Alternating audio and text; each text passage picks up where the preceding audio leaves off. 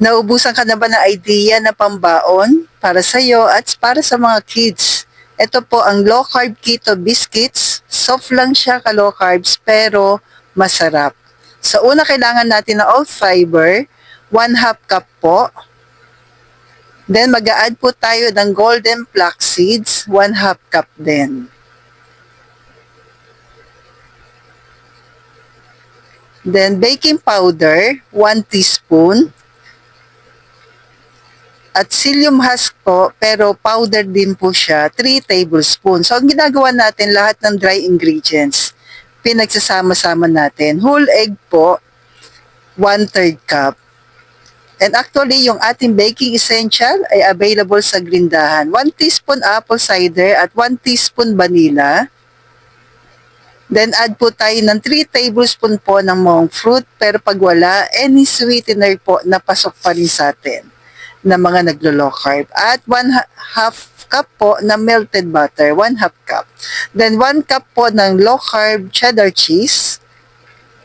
Meron din tayo yan sa grindahan. So doon po ako bumibili po ng ating mga essential. At 2 tablespoon po ng water. If needed po Yan. Pero yung sa ganong ingredients, kailangan talaga kasi sobrang dry.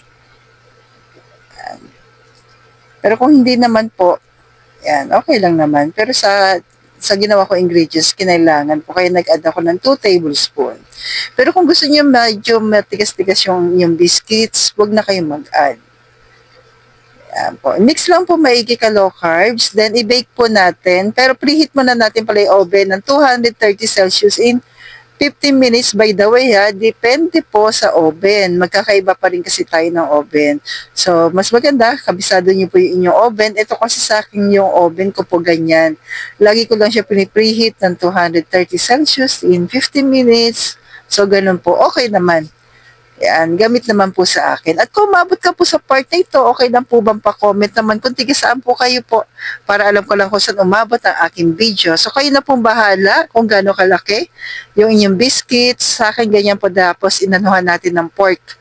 Yan, para po mas madaling maluto. At binake natin ng 230 Celsius in 20 to 30 minutes. Nabubulol na naman. Tapos po, i-rest lang natin na mga 20 minutes. Then, ito na po. Ang sarap nito ka low carbs. At tiyak magugustuhan din po na ating kapamilya. Pwede ba ito sa hindi naglo-low carb? Yes, pwede po. So, stay healthy, stay low carb.